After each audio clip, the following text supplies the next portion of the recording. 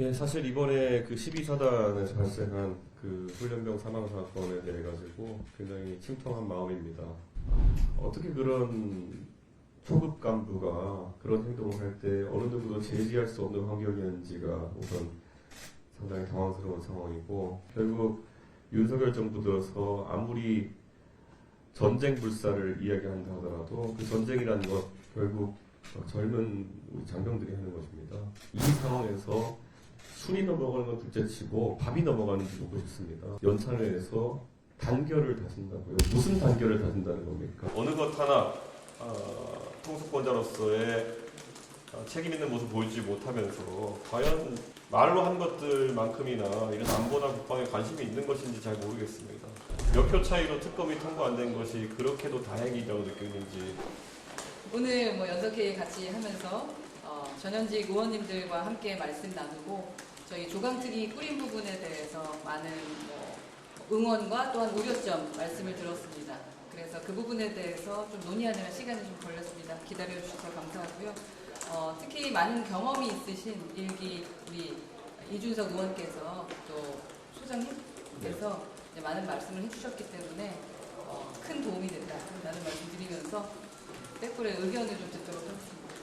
오전에보다 당 운영에 있어가지고 저희가 이제 지방선거를 앞두고 조직을 정비해 나가는 과정이 필요할 텐데 아무래도 저희가 다시 한번 상기하지만은 저희는 여러 정파가 합친 연합정당으로서의 장점을 극대화하기 위해서는 최대한 다양한 리더들이 참여할 수 있는 경로를 열어야겠다 이런 생각을 했습니다. 그래서 그런 부분에 대해서 활발하게 의견 교류를 했습니다.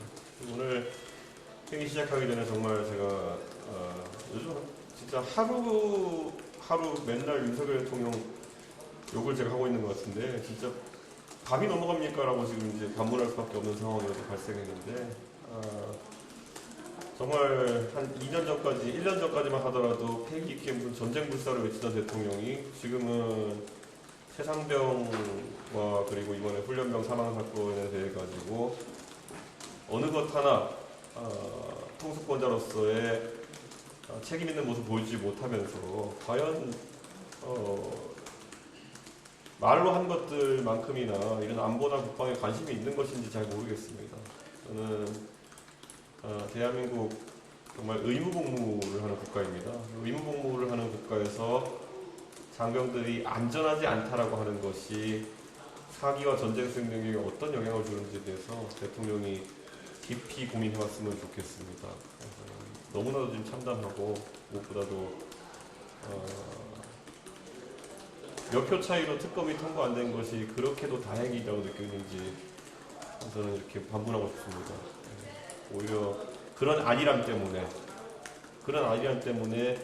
이런 안전사고가 계속 발생하고 있는 것이다 이렇게 볼 수도 있는 겁니다.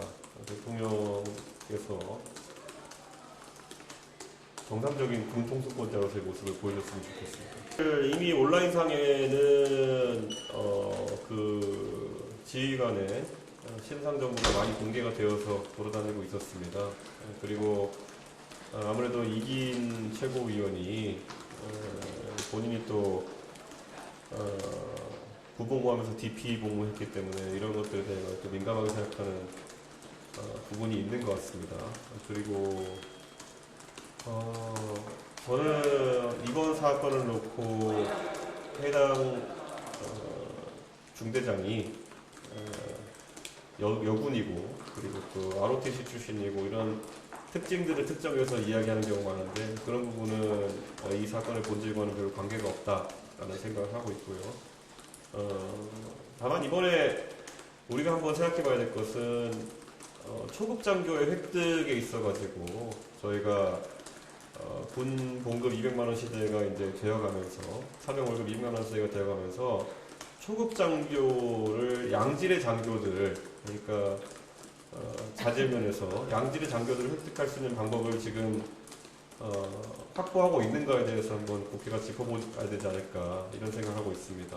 이 초급 장교들이야말로 특히 단기 복무하는 그런 장교들이 많은데 이 군에 대한 자부심을 가지고 또 훌륭한 자질을 가지고 저희가 인력을 수급할 수 있도록 해야 될 것인데 그 체계가 미흡하지 않나 약간 짚어볼 필요도 있는 것 같습니다. 지금 물론 대다수의 우리 단기 복무하고 있는 초급 장교들은 아주 성실하게 국가를 위해 복무하고 있지만은 이번에 문제가 발생한 이 장교 같은 경우에는 이것이 우발성이라 보기도 어렵고 매우 고의적인 행동이었다고 볼 수밖에 없기 때문에 이런 자질면을 앞으로 좀 검증을 강화해야 되는 것이 아닌가 이런 생각을 하게 됩니다. 예, 사실 이번에 그 12사단에서 발생한 그 훈련병 사망 사건에 대해 가지고 굉장히 침통한 마음입니다. 무엇보다도 이번 사고 같은 경우에는 정말 일선 훈련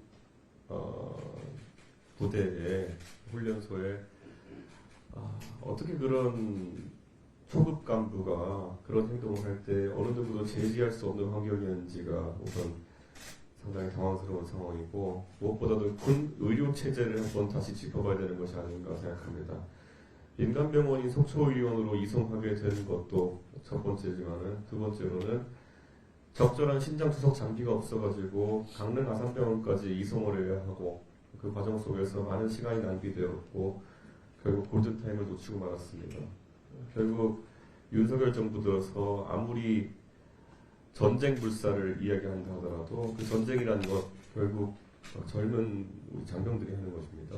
그런데 벌써 최상병 특검의 아픔이 아직까지도 지속되는 상황 속에서 그에 못지않게 많은 사람에게 상처를 주는 이런 훈련병에 대한 가혹행위가 지금 벌써 계속되었습니다. 아무 전에 허원하 대표도 언급하셨지만은 이 상황에서 술이 넘어가는 건 둘째치고 밥이 넘어가는지 보고 싶습니다. 그런데 이 상황에서 연찬을 해서 단결을 다진다고요? 무슨 단결을 다진다는 겁니까? 지금 진짜 여당과 정부가 해야 될 게 있다면은 지금 장병들의 사기가 말이 아닙니다.